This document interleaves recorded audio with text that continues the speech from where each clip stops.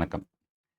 Technical strategy base பண்ணி டே trading இல்ல positional trading பண்ற ட்ரேடர்ஸ்க்கு ஒரு மெயின் கொஸ்டின் மார்க் என்ன அப்டின்னா, நெறைய ஸ்ட்ராட்டஜிய செலக்ட் பண்ணி ஃபாலோ பண்ணிட்டு, அது சரியா ஒர்க் ஆகல அப்டின்றத நம்ம கேள்விப்பட்டிருப்போம். எந்த ஒரு ஸ்ட்ராட்டஜியும் 100% சாட்டிஸ்ஃபைட் குடுக்குறது இல்ல. அப்ப அந்த ஸ்ட்ராட்டஜில என்ன ப்ராப்ளமா?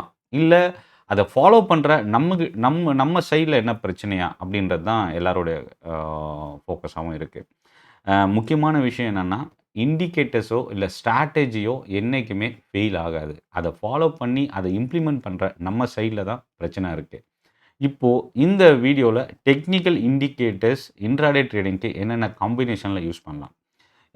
சப்போஸ் நீங்க positional trading, intraday trading, long term இதுக்கு எந்தெந்த டெக்னிக்கல் இண்டிகேட்டர்ஸ் நம்ம ஃபாலோ பண்ணலாம்? அத எப்படி யூஸ் பண்ணணுன்றதையும் இந்த வீடியோல பார்க்க போறோம்.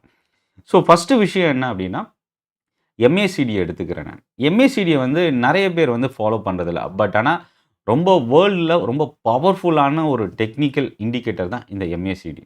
Moving average convergence, divergence. இது என்ன பண்ணும் அப்டின்னா, சிக்னல் லைனுக்கு அபோவ் எம்ஏசிடி லைன் கிராஸ் ஆனா ட்ரெண்ட் புல்லிஷ். சிக்னல் லைனுக்கு பிலோ எம்ஏசிடி லைன் டர்ன் ஆச்சுன்னா ட்ரெண்ட் பேரிஷ். இப்போ ஃபார் எக்ஸாம்பிள் வந்து ரிலையன்ஸ் எடுத்துக்கலாம். ரிலையன்ஸ் ஒரு எக்ஸாம்பிளுக்காக அ எம்ஏசிடி கிராஸ் ஓவர் லைன் வந்து சிக்னல் லைனுக்கு அபோவ் வந்துருச்சு. ஆனா, எனக்கு இன்னும் கன்ஃபர்மேஷன் வேணும் அப்டின்னா, அந்த எம்ஏசிடி லைன் 0க்கு மேல வருது அப்டின்னா, அந்த அந்த புல்லிஷ் ட்ரெண்டோட ஸ்ட்ரெங்தன் அதிகமாக வாய்ப்பு இருக்கு. ஸோ, அந்த இடத்துல நீங்க என்ட்ரிக்கான ஒரு டெசிஷன் நீங்க அங்க எடுக்கலாம். வேப் வேப்ன்றது இன்ட்ராடே ட்ரேடர்ஸ் யூஸ் பண்ணக்கூடிய ஒரு ஸ்ட்ராட்டஜி. மேண்டேட்டரி ஃபார் இது இன்ட்ராடே ட்ரேடர்ஸ்க்கு மட்டும் தான். பொசிஷனல் வந்து வேப் ஸ்ட்ராட்டஜி கண்டிப்பா கிடையாது. ஸோ, இப்ப என்னன்னா, வேப்புக்கு மேல ஸ்டாக்ல இண்டெக்ஸோட பிரைஸ் இருந்தா ட்ரெண்ட் புல்லிஷ். வேப்புக்கு பிலோல பிரைஸ் இருந்தா ட்ரெண்ட் பேரிஷ். இப்போ opening range break out, volume இதெல்லாம் பேஸ் பண்ணி நீங்க வேப் யூஸ் பண்ணும்போது உங்களோட சக்சஸிவ் ரேட்ட வந்து நீங்க இன்கிரீஸ் பண்ணலாம். அடுத்தது 9 இஎம்ஏ. 9 இஎம்ஏன்றது ஒரு ஷார்ட் டெர்ம் மொமெண்டம்க்காக டே ட்ரேடர்ஸ் யூஸ் பண்ணக்கூடிய ஒரு விஷயம். ஷார்ட் டெர்முக்கும் நம்ம யூஸ் பண்ணலாம். ஸோ, இப்போ இதில என்னன்னா, ரொம்ப க்ளோஸான ஷார்ட் டெர்ம் ஸ்விங் ட்ரேடர்ஸ் அப்படின்னு கூட சொல்லலாம். 5 நிமிஷம் டைம் ஃப்ரேம் சார்ட் வந்து நீங்க ஒரு ஸ்டாக்ல எடுத்துக்கிட்டீங்க அப்படின்னா, 9 இஎம்ஏக்கு மேல ட்ரெண்ட் வந்து ஒரு பாசிட்டிவ் ட்ரெண்ட் இருக்கும். 2வது ஏதோ ஒரு பிரேக் அவுட் நடக்குது அப்படின்னா, 9 இஎம்ஏ சப்போர்ட் லெவல்ல அந்த இடத்துல ஆக்ட் ஆக வாய்ப்பு இருக்கு. 21 இஎம்ஏ. 21 இஎம்ஏன்றது ஒரு டே ட்ரேடிங்க்கு ரொம்ப சப்போர்ட்டாவும், ரெசிஸ்டன்ஸ் லெவலாவும் மெயின்டெயின் பண்ணக்கூடிய ஒரு மூவிங் ஆவரேஜ். இப்போ இதில வந்து என்னன்னா, நாய்ஸ வந்து ஃபில்டர் பண்றது தான் இந்த 21 இஎம்ஏயோட மேஜர் ஒரு ஒர்க்கா சொல்லலாம். புல் பேக் என்ட்ரிய வந்து நீங்க யூஸ் பண்ணலாம். சப்போஸ் ஒரு பிரேக் அவுட் நடந்து ஒரு கொஞ்சம் கீழ வந்துருச்சு. அது கீழ வந்த அந்த ஸ்டாக்கு மேபி மறுபடியும் ரிவர்சல் ஆகி மேல போகுதா, புல் பேக் ஆயி, இல்ல மறுபடியும் கீழ உடைச்சு ஃபால் ஆக போகுதான்றத தெரிஞ்சுக்கிறதுக்கு ரொம்ப கிளியரான ஒரு டெசிஷன் எடுக்கக்கூடிய இந்த ஸ்ட்ராட்டஜிய சொல்லலாம். 21 இஎம்ஏ. அடுத்து இதில வந்து பார்த்தீங்கன்னா, 50 இஎம்ஏ. இந்த ட்ரெண்டோட ஸ்ட்ரென்த் எந்த அளவுக்கு இருக்கு அப்படின்றத ஐடென்டிஃபை பண்றது தான் இந்த 50 EMA. So, price above 50, price below 50 இது நமக்கு ரொம்ப ஈஸியாவே தெரிஞ்சிரும். எக்ஸாம்பிள் வந்து இப்ப நான் டே சார்ட்ல HDFC பேங்க் எடுக்கிறேன். பிரைஸ் வந்து 50 இஎம்ஏக்கு அபோவ் டெஸ்ட் பண்ணுது. அதே மாரி புல்லிஷ் என்கல்ஃபிங் பேட்டர்ன் ஃபார்ம் ஆகுதுன்னா, அந்த பை செட்டப் அந்த இடத்துல கிரியேட் ஆயிருக்கு அப்படின்றத எடுத்துக்கலாம். 200 இஎம்ஏ. நெறைய பேர் இன்வெஸ்ட்மென்ட்காகவும், ஷார்ட் டெர்ம் அண்ட் லாங் டெர்முக்கு ஃபோக்கஸ் பண்ணக்கூடிய ஒரு familiar exponential moving average 200. Day சார்ட்ல வந்து நீங்க 200 இஎம்ஐ பேஸ் பண்ணி ஸ்டாக் வந்து நீங்க சூஸ் பண்றதுக்கும், என்ட்ரி போடுறதுக்கும் பயன்படுத்தலாம். அபோவ் 200 இஎம்ஏல வந்து பார்த்தீங்கன்னா, புல் மார்க்கெட் இருக்கும். பிலோ 200ல வந்து பேர் மார்க்கெட்.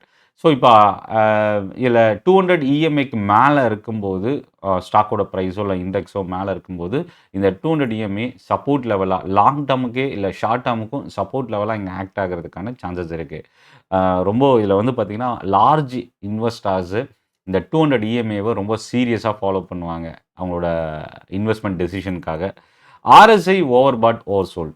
நெறைய பேர் தெரிஞ்சுக்கிற விஷயம் என்னன்னா, ஆர்எஸ்ஐ ஓவர் பாட்டுக்குள்ள என்டர் ஆகி மறுபடியும் அந்த ஓவர் பாட்லேருந்து வெளியில வந்து கீழ ஃபால் ஆகும்போது ஷார்ட் போகணும். அதே மாரி ஓவர் சோல்ட் ஜோன்ல இருந்து திரும்பி மேல போகும்போது பை எடுக்கணும்னு. ஆனா இதில என்னன்னா, நெறைய பேருக்கு தெரியாத ஒரு விஷயம், ஓவர் பாட் ஜோனுக்குள்ள ஒரு ஹை ரிஸ்க் ட்ரேடர் மட்டுமே என்டர் ஆகணுன்றது தான். ஏன்னா, ரொம்ப ஒரு எக்ஸ்ட்ரீம் வாலட்டிலிட்டி அந்த 70 அபோவ்ல இருக்கும் ஆர்எஸ்ஐ.